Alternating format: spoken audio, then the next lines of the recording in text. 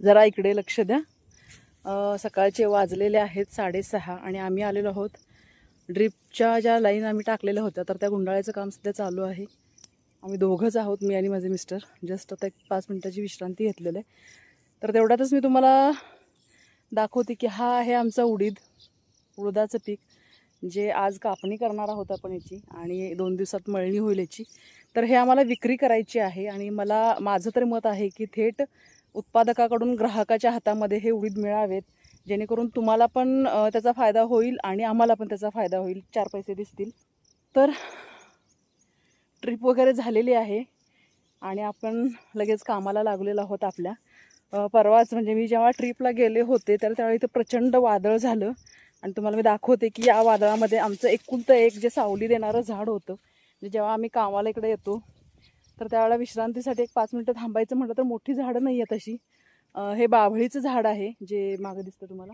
इथे आम्हाला बसायला थोडी जागा होती, पण हेही झाड यावर्षी वादळामध्ये पडलेलं आहे।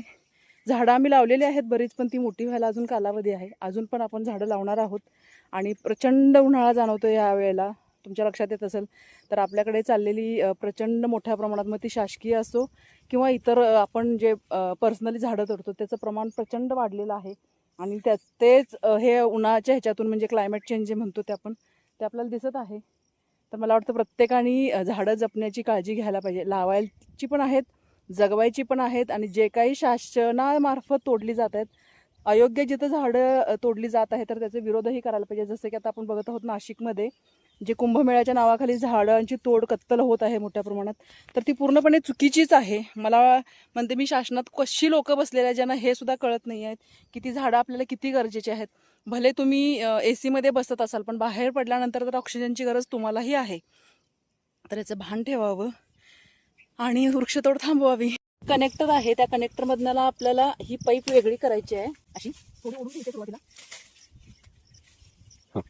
हे यंत्र आहे हे ड्रीप गुंडाळाचे, तर हे आपल्याला बाजारात कुठेही अवेलेबल होतं इझिली। तर ते आपल्याला पसरून घ्यायचं, तिथे हा नट आवळून घ्यायचं, त्याच्यामध्ये ही ड्रीपची पाईप लॉक करायची आहे। याचा वापर आपल्याला पावसाळ्यानंतर होणार आहे, तर तोपर्यंत हे ठेवण्यासाठी आपल्याला याला ऍसिड प्रक्रिया करावी लागते। ती का करावी लागते? कारण आता इथं तुम्ही बघत असाल हे जे छिद्र आहे त्याच्या भोवती आपल्याला हे पांढरटपणा दिसतो, हे क्षार आहेत। आमचं विहिरीचं पाणी असल्यामुळे ह्याला क्षार जमतात, जसं इथं क्षार जमतात तसं ते ड्रिपरला पण असतात आणि म्हणून ते मोकळे करण्यासाठी आपल्याला ऍसिड प्रक्रिया करायची आहे। तर ती ऍसिड प्रक्रिया कशी करायची आहे ती मी तुम्हाला सोप्या पद्धतीनं आम्ही जेव्हा करत असतो त्यावेळेला तुम्हाला मी तो पण व्हिडिओ दाखवेन।